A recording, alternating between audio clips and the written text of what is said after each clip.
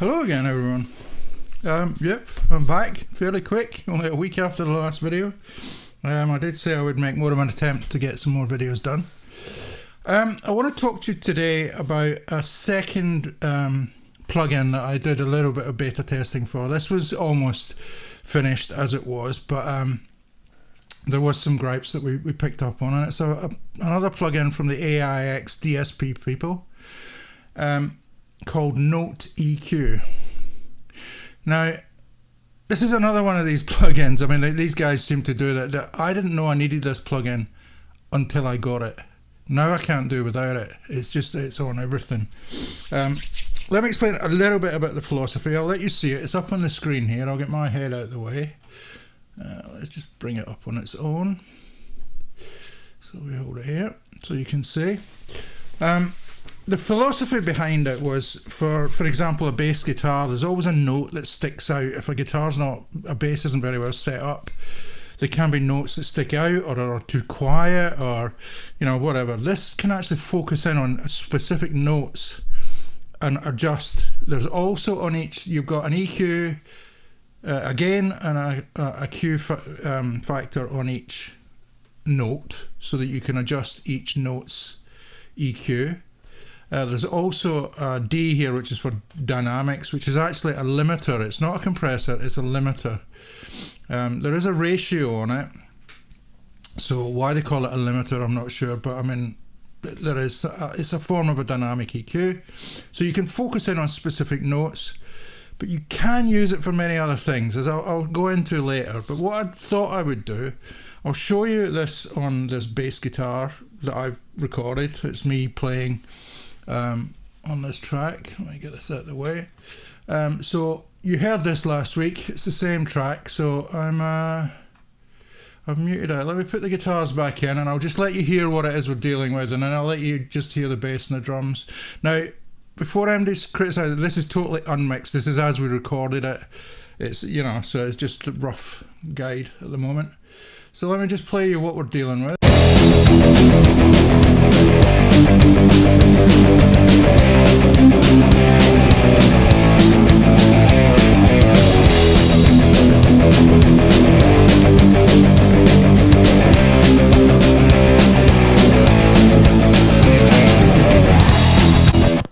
Okay, what I'll do, I'm going to mute the guitars out. If we have a listen to just the bass and the guitars. Now, in this case, when it comes to the Note EQ, I know the notes I played, so I know what specific notes when I'm hearing it that I think are sticking out, but it's easy to work out. I mean, apart from anything else, so the Note EQ has a display here, so you can have a look at what notes, what frequencies it is that are problematic. If I've got one gripe about it, I wish I could enlarge this display, and I also wish I could zone in on specific octaves within the bands, but you can't at the moment. Maybe that'll come in an upgrade, who knows. So if we have a look at what we're dealing with, it's switched off at the moment. So if I play you what we've got just with the bass and the drums.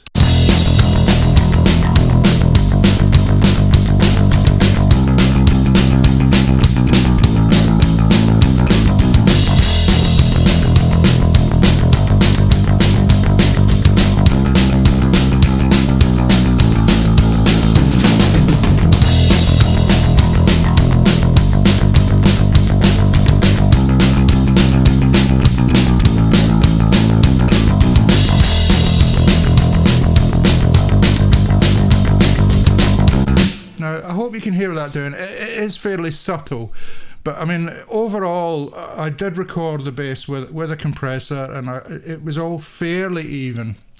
But what I felt, there was one note in particular, the C, when I went up to it on the A string, was sticking out a little bit. So as you can see here, I've gone in on both octaves here, or this octave on the C. By default, all the bands are disengaged, because otherwise you've got 9 octaves with 12 notes in it, so that's a lot of bands that would be active. So on the C3,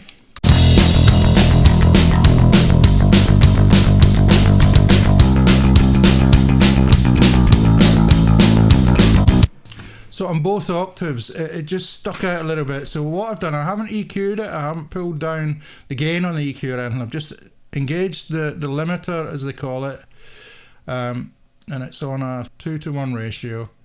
And I've just pulled it down slightly. I've tightened up the Q a little bit.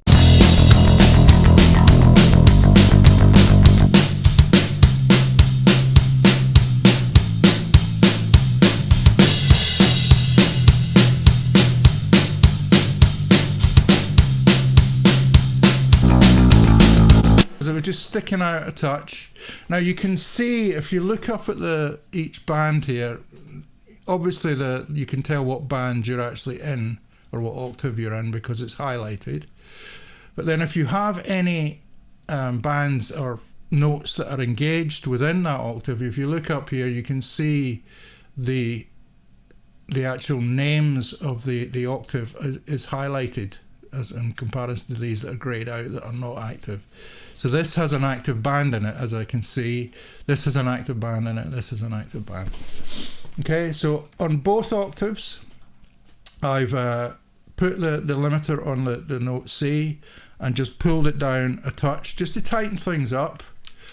If we have a listen, let me just switch off this note, and then if we go in, and I can switch out each octave and let you hear what that sounds like.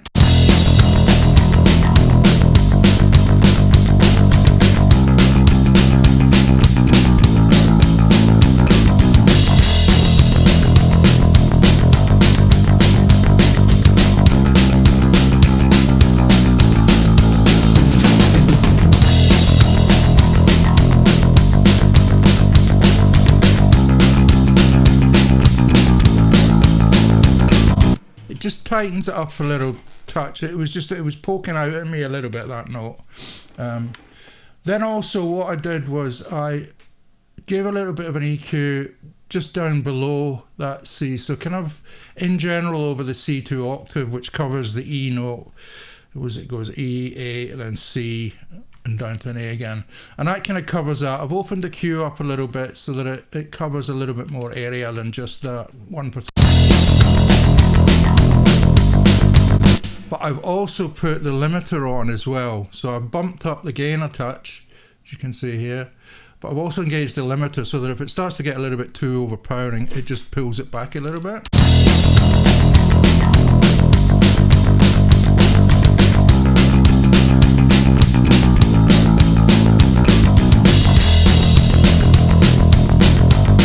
Hope you can hear. I'm just a little bit tighter, a little bit more body, a little bit of a fuller sound.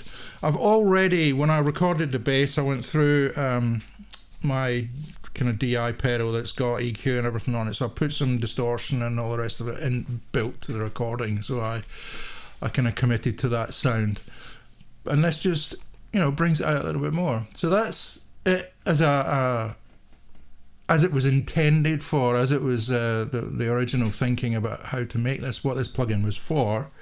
But what, you know, I've come to realize that it's a lot more useful than just for, you know, a bass or whatever. So let's bring the guitars back in. And I'm gonna put this on the master track. So let's put it in here and let's just have a look and see what we've got within our wave.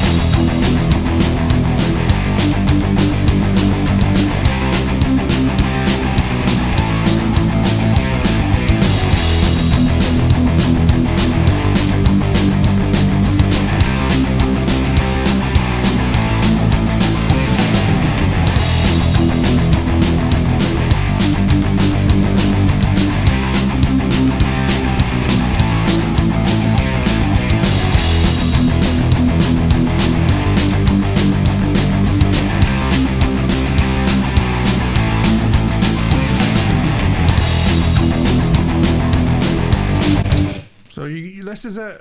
As you heard at the end there, that's it without it. You can use this as a kind of mastering EQ. I can use the Q factor to actually spread, you know, the boost or the cut that I'm doing over, you know, many parts of the right over into the octave above and below.